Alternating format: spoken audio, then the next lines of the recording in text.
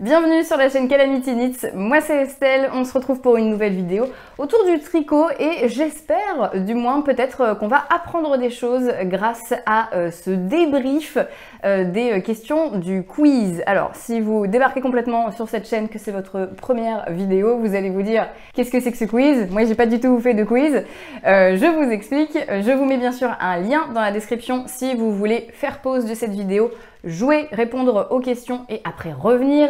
Il me semble que je peux aussi vous mettre un QR code, alors écoutez, pourquoi pas, voilà, je vous laisse un petit peu le temps de sortir votre téléphone et de flasher le QR code. Voilà, et qu'est-ce que c'est que ce quiz?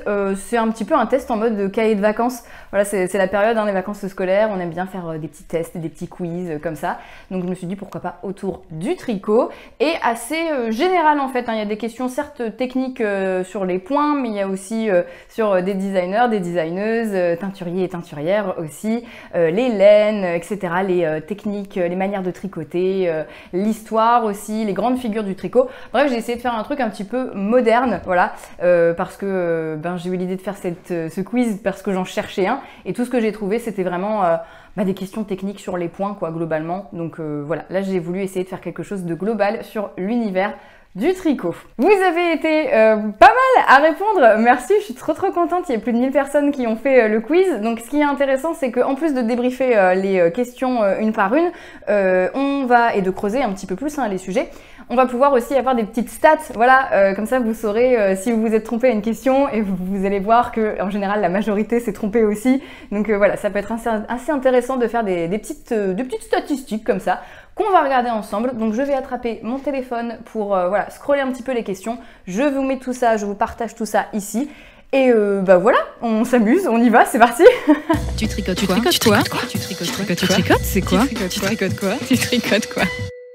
Alors déjà au moment où je tourne la vidéo, après entre le montage il y aura peut-être voilà, d'autres utilisateurs, utilisatrices qui auront répondu au quiz, mais en tout cas nous voyons donc qu'il y a 1049 personnes qui ont répondu, que la moyenne générale est de 13 et honnêtement c'est bien, c'est très bien parce que bon forcément moi j'ai fait les questions donc c'était dur j'ai essayé de répondre comme si je débarquais en fait et de me dire bon moi combien j'aurais eu à mon propre quiz et franchement je pense que j'aurais eu 14, 15 donc voilà c'est pas plus, vous avez été super fort et forte, il y a beaucoup de 20 sur 20.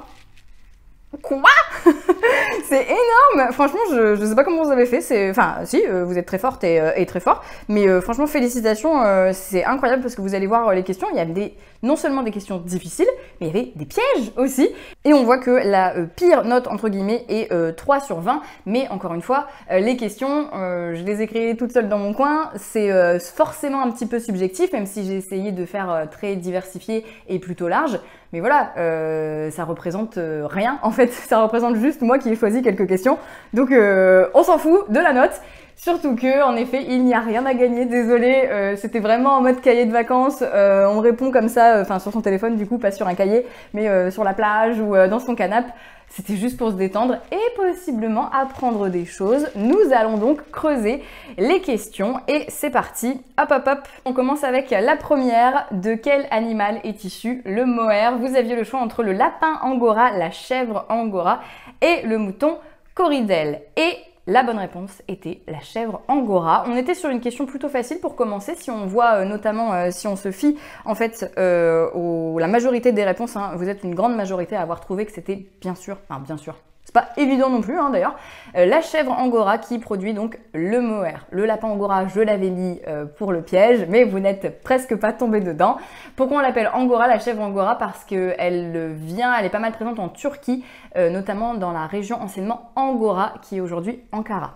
Donc voilà pourquoi ce nom. Le fameux mohair qui gratte pas, on va pas lancer le débat aujourd'hui. Voilà, le mohair c'est une fibre qui est assez épaisse, donc avec beaucoup d'écailles, c'est pour ça notamment que ça gratte. On parle d'épaisseur de fibre en microns et c'est vrai que le mohair c'est plus 28 à 32 microns il me semble, alors que par exemple le mérinos ça peut commencer à 19 microns, donc plus ce chiffre est petit et plus c'est doux et moins ça gratte. Mais voilà, donc cette première question sur le mohair et félicitations, grande majorité de bonnes réponses. On peut s'applaudir.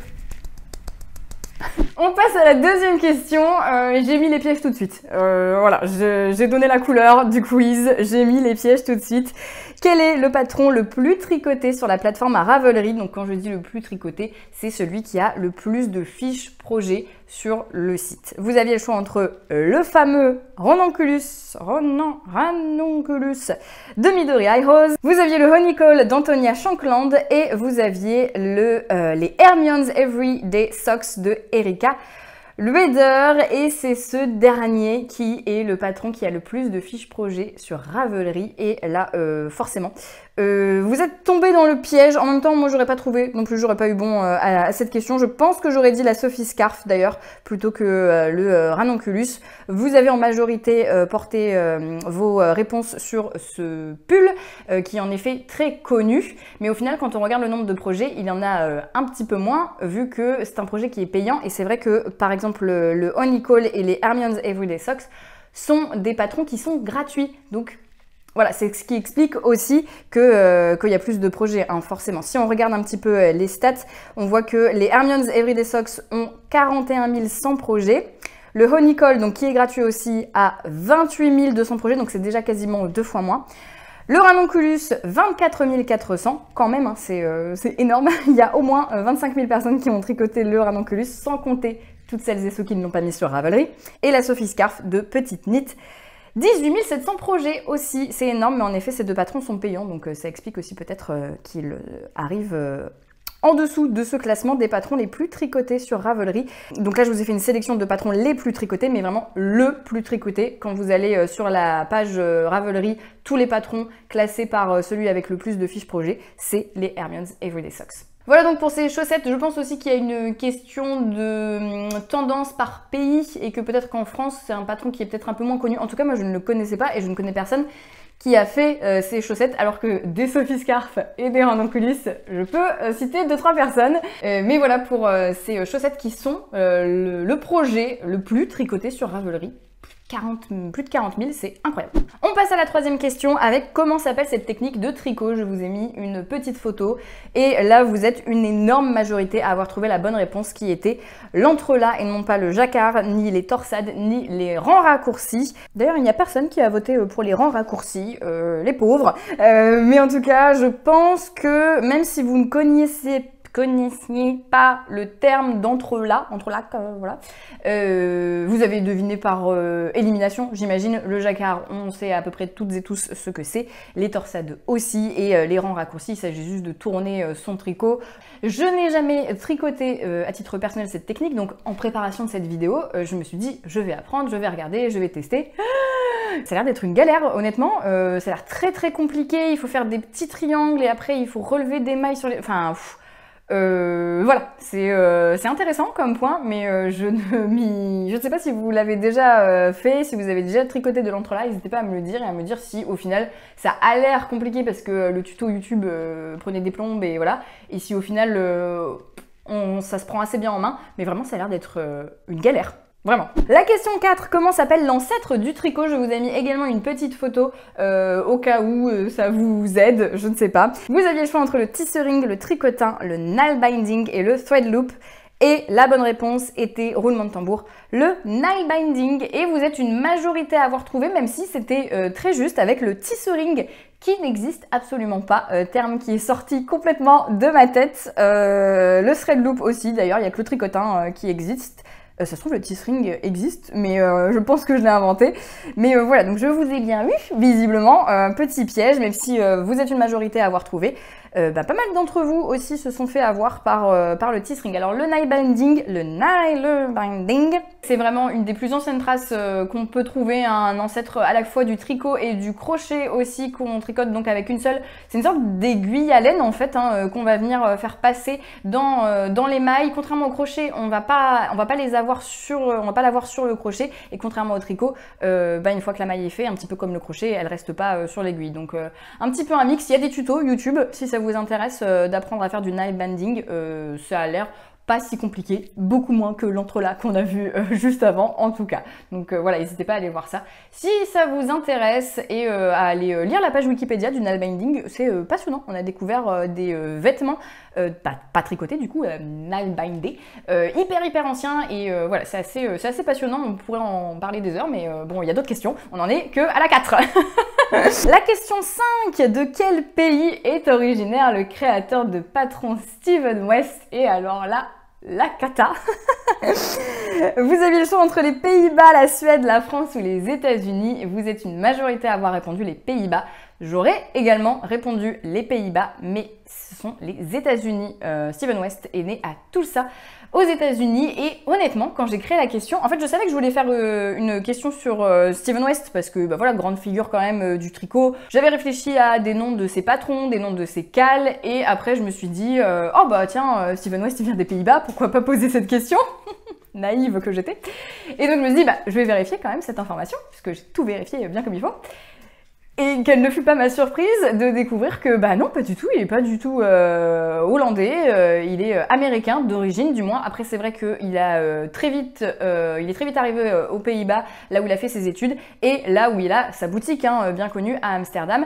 Donc c'est aussi pour ça qu'on fait le rapprochement, le lien entre ce créateur de patron et le pays. Mais voilà, il est bel et bien américain, donc c'était en effet un gros piège, vous êtes pas mal à être tombé dedans. Moi je vous le dis, hein, à la base la question je l'ai trouvée facile quand je me suis dit bon, Steven West qui vient des Pays-Bas, j'ai qu'à mettre ça comme question, ça fera une question facile. Et quand j'ai vu que c'était pas si simple, et ben je me suis dit que j'allais la garder et que ça ferait une question piège. Et oui, je suis pas très gentille. Voilà. Donc il vient bien des États-Unis. Si vous vous êtes trompé, vous pouvez constater que vous n'êtes vraiment pas le ou la seule. Donc il n'y a aucun souci là-dessus. Question 6. Peut-on tricoter du chanvre? Une petite question vrai ou faux. Hein. Au début, je voulais en faire un petit peu plus. Et puis, en fait, je m'amusais tellement à trouver des fausses réponses. Comme le tissering que j'ai inventé, etc., que j'ai préféré faire des questions à choix multiples. Mais voilà, cette petite question vrai ou faux, grande majorité de bonnes réponses. La bonne réponse était vrai, on peut tricoter du chanvre. Forcément, nous, en France, on pense tout de suite à Naticea, qui travaille le chanvre et qui propose des écheveaux. Alors, elle fait du lin aussi, du coton, mais principalement, elle est réputée pour son chanvre qui se tricote très bien. C'est une fibre assez écologique, en plus, il me semble, parce qu'elle demande pas beaucoup d'eau. C'est hyper résistant. C'est thermorégulateur également, donc parfait pour vos petits tricots d'été. C'est la saison. N'hésitez pas à aller jeter un petit coup d'œil au travail de Naticea, qui est une créatrice teinturière française et qui fait des fibres, du coup, on ne va pas dire des laines, des fibres qui sont très chouettes. Et donc oui, on peut tricoter du chanvre. La question numéro 7, très difficile aussi, j'aurais pas eu bon ou alors au pif, hein, parce que c'est vrai que ça marche aussi le pif, hein. Il y a certaines et certains d'entre vous qui m'ont dit ah j'ai eu telle note mais franchement il y en a plein que j'ai eu au pif. C'est le jeu, voilà, le pif ça marche. Que signifie le I dans le nom de la technique I-cord? Vous aviez le choix entre irrégulier, intervalle irlandais et idiot, et la réponse était idiot. Voilà, vous êtes peu à avoir trouvé. En même temps, c'est vrai que c'est pas évident, hein. Beaucoup d'entre vous ont répondu soit intervalle, soit irlandais, mais c'était donc bien idiot. C'est la tricoteuse Elisabeth Zimmermann, qui est une grande figure aussi du tricot. Elle reviendra un petit peu plus tard dans le quiz. Elle a un petit peu théorisé, modernisé le tricot et pas mal de techniques, notamment l'i-cord. C'est pas elle qui l'a inventé, mais c'est elle qui l'a nommé en fait, parce que c'est vrai que quand des techniques apparaissent, elles n'ont pas forcément de nom au début et après elles se transmettent. Et Elisabeth Zimmermann a donc donné un nom à cette technique qu'elle trouvait toute bête. Voilà, c'était très idiot à faire. Du coup, c'est pour ça qu'elle lui a donné ce nom d'idiot cord, l'i-cord. I-cord, bon, je ne sais pas si vous êtes à l'aise avec cette technique. Ça... Ah bah tiens, d'ailleurs, j'en ai là. Voilà, ça c'est un i-cord. Donc petit intermède patron, puisque vous allez peut-être me poser la question en commentaire. C'est un patron qui n'est pas encore sorti, mais je vous mets la Designers Greener Makers et le nom du t-shirt qui est actuellement en test typo top. Je vous mets les infos dans la description. Fin de l'interlude i-cord petit top. Retour à la question i-cord, donc ça veut bien dire idiot. Voilà, et moi j'ai appris quelque chose en tout cas, et je suis moins idiote depuis cette question. Question suivante, autour de Kalidou. En moyenne, combien de kilos de laine sont vendus chaque jour sur le site kalidou.fr, donc site de revente de laine qui fait principalement uniquement, il me semble, de la drops. Vous aviez le choix entre 50, 100, 200, 500 kg et c'est 200, c'est vrai que c'est énorme. J'arrive même pas à concevoir, en fait, à me rendre compte de ce que ça représente, 200 kg de laine. Ce n'est pas du tout mon stage en tout cas, c'est une certitude. Mais voilà, assez impressionnant. Si vous voulez plus d'infos, un peu plus creuser le sujet, découvrir d'autres chiffres assez insolites hein, quand même, autour de Kalidou, n'hésitez pas, l'information je l'ai trouvée sur le dossier qui a été réalisé sur le site Papote et Pelote. Donc dossier complet sur Kalidou, les coulisses vraiment de cet énorme site de revente de laine Drops. Vous êtes quand même une majorité à avoir, alors je sais pas si c'est du pif ou si vous avez lu le dossier complet sur Papote et Pelote, mais en tout cas, vous êtes une majorité à avoir trouvé 200 kg de laine vendue chaque jour. C'est énorme, sur le site Kalidou. Question suivante. Où a lieu chaque année le festival de tricot, le Knit It? Vous aviez le choix entre Lyon, Paris, Lille ou Savigny-sur-Bray. C'était bien sûr Lyon et vous êtes une très grande majorité à avoir trouvé. Bravo! En effet, le festival aura lieu d'ailleurs les 12 et 13 octobre prochains, donc à la Sucrière de Lyon. Et je reviens sur Savigny-sur-Bray parce qu'en fait, je voulais que vous ayez comme raisonnement... Non mais ça, elle a pas pu l'inventer. C'est forcément ça. Bon, vous n'êtes pas tombé dans mon piège un peu nul. Bravo à toutes et à tous.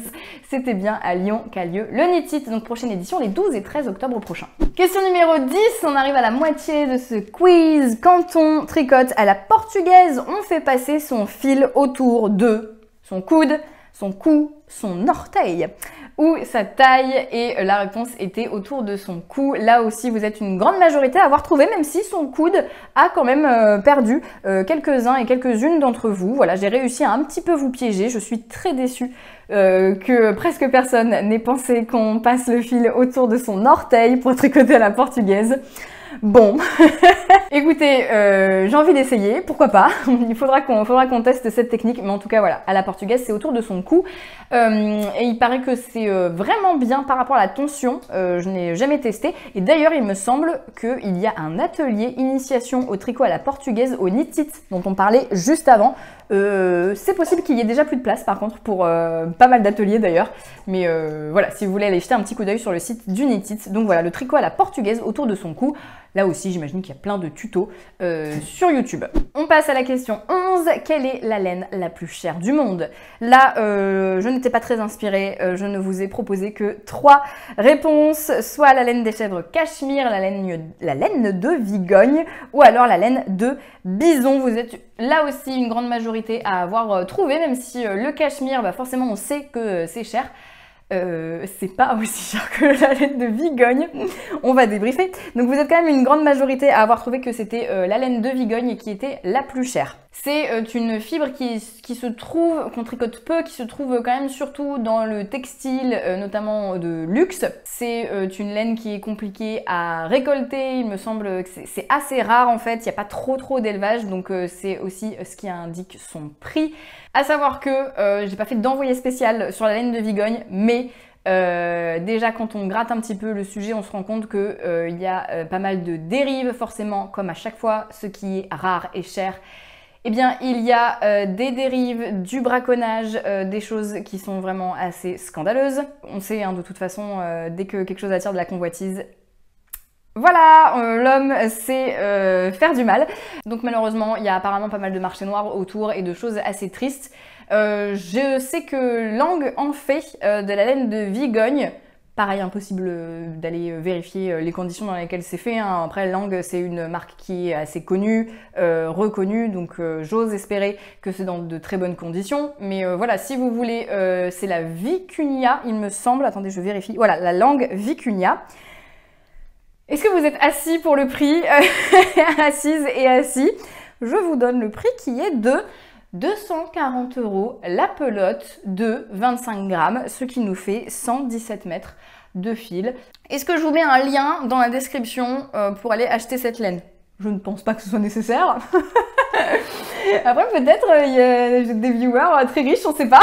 Mais voilà, la Vicuña de Lang, la laine de Vigogne. D'ailleurs, les sites qui revendent cette laine, vous pouvez pas juste ajouter à votre panier, il faut les contacter et tout, tellement c'est rare et précieux. Et donc, très très cher. Question 12, le premier livre d'Elizabeth Zimmermann, qui est, elle, considérée comme la pionnière du tricot moderne. Il est paru en 1971 et il s'appelle Knitting Without, donc tricoter sans. Est-ce que c'était Mistakes, Tears, Swearing ou Patterns? Et la réponse était Tears, tricoter sans larmes. Voilà, ça peut être quand même sympa. Tricoter sans pleurer, vous êtes une majorité à avoir trouvé, même si tricoter sans patron et tricoter sans erreur vous ont aussi induit en erreur, justement. Et vous êtes quelques-uns et quelques-unes à avoir répondu ça. Swearing aussi, tricoter sans dire de gros mots. Je suis assez fière d'avoir trouvé cette fausse réponse, mais qui n'a pas été très plébiscitée. Tant pis. Voilà, hein, le livre d'Elizabeth Zimmermann que je n'ai même pas feuilleté et tout, mais apparemment de ce que j'ai pu lire, c'est des réflexions autour du tricot, des conseils également. Pour tricoter donc sans pleurer et sans s'arracher les cheveux, et il y a aussi des patrons, mais voilà, c'est vraiment une grande figure du tricot, Elizabeth Zimmermann, pionnière du tricot moderne. Question 13, en Australie, un concours est organisé tous les ans où les participants doivent faire un pull de A à Z, c'est-à-dire de la tonte du mouton, le filage, le tricotage du pull. Quel est le record de temps? Vous n'avez en majorité pas trouvé la bonne réponse, qui était de 4h45. Je ne comprends pas. Je ne sais même pas comment c'est possible. En général, vous avez répondu 6h27 ou 8h31, ce qui semble beaucoup plus logique. Mais ce n'est pas la logique qui gagne, c'était bien 4h45. C'est vraiment énorme, hein. C'est le Back-to-Back Wool Challenge qui a lieu donc chaque année en Australie. Et qui est vraiment assez marrant, un back-to-back, parce que c'est du dos du mouton jusqu'au dos de l'humain, parce qu'on porte le pull. Cette année, la compétition, c'était en mai dernier, et c'est une équipe américaine qui l'a emporté, et qui a fait ça en 7h16, donc ce qui était déjà énorme, hein, vu qu'ils ont gagné. Mais voilà, quasiment 3 heures de moins pour ce record absolu. Donc c'est énorme, voilà. N'hésitez pas à aller voir des images du Back-to-Back Wool Challenge, ça a l'air d'être une super ambiance. Bon, c'est en Australie, donc on n'ira sûrement pas, mais ça a l'air assez sympa. Je précise qu'ils sont en équipe. Ce n'est pas une seule personne qui tond le mouton, qui file la laine et qui tricote. Voilà, ils sont, il me semble, 7. Il y a une personne qui tond et après les 6 autres se répartissent entre filage et tricotage. Quelle couleur ne fait pas partie du catalogue de la teinturière Bulbe Bizarre? Vous aviez le choix entre Broadway, Chinatown, Little Italy, Times Square, qui sont donc des quartiers de New York.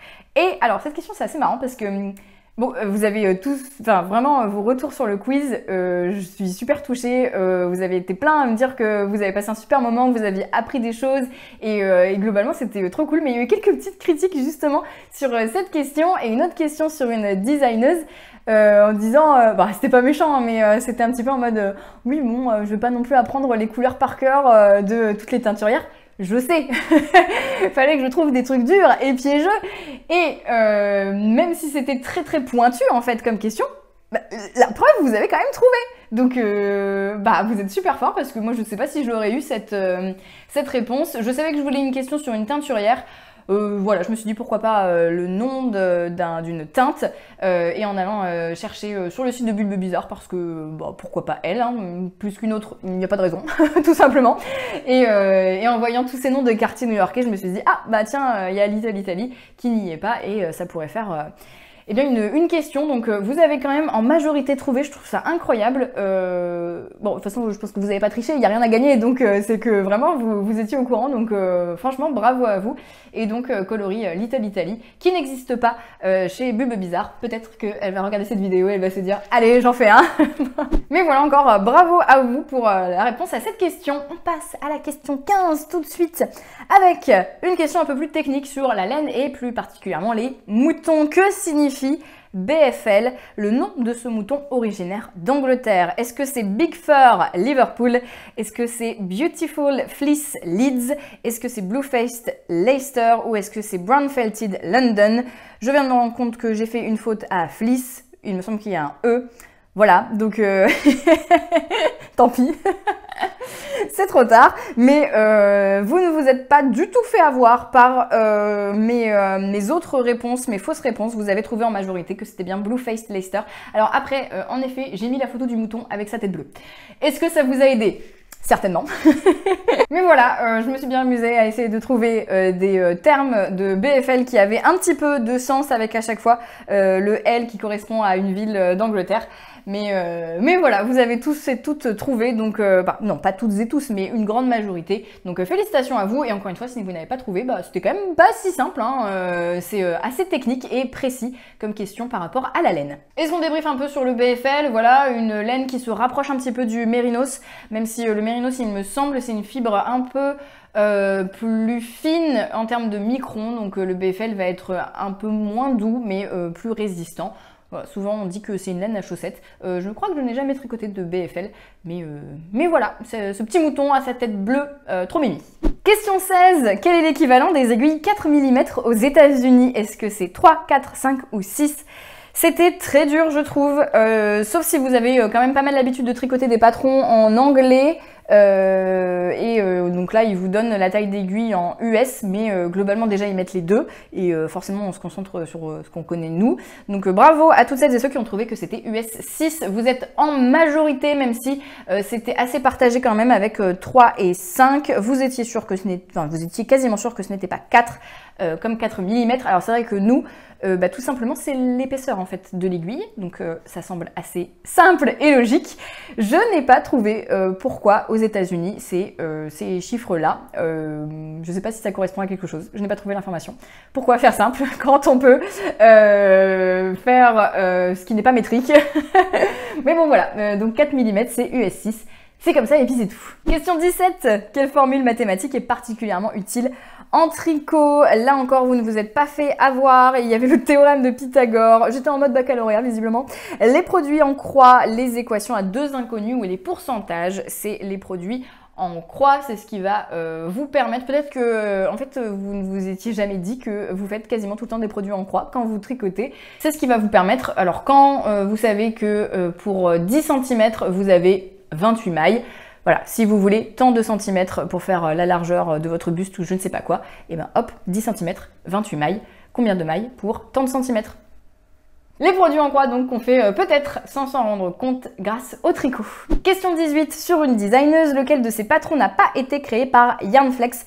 Audrey Borrego, vous aviez le choix entre le Telesto, le Oread, le Cadaqués et le Playon. Et là encore, hein, bien sûr que vous n'êtes pas obligé de connaître tous les noms de patrons des designers et designeuses, mais le fait est que vous avez vraiment toutes et tous trouvé que c'était le Cadaqués qui ne fait pas partie du répertoire d'Audrey Borrego, mais de celui d'atelier Émilie. J'ai essayé de prendre à la fois une designeuse très connue en France, hein, Audrey Borrego, et puis même si vous ne connaissez pas les noms de tous ces patrons, j'ai aussi pris un patron, donc intrus, le Cadaqués, qui était assez connu et surtout qui est pas mal à la mode en ce moment. C'est l'été, donc il y a pas mal de personnes qui sont en train de tricoter des Cadaqués d'atelier Émilie qui existent en version fingering et en version DK, donc c'est plutôt sympa à faire l'été. Donc le Cadaqués de atelier Émilie qui n'est donc pas un patron d'Audrey Borrego, et voilà, vous avez quasiment toutes et tous trouvé.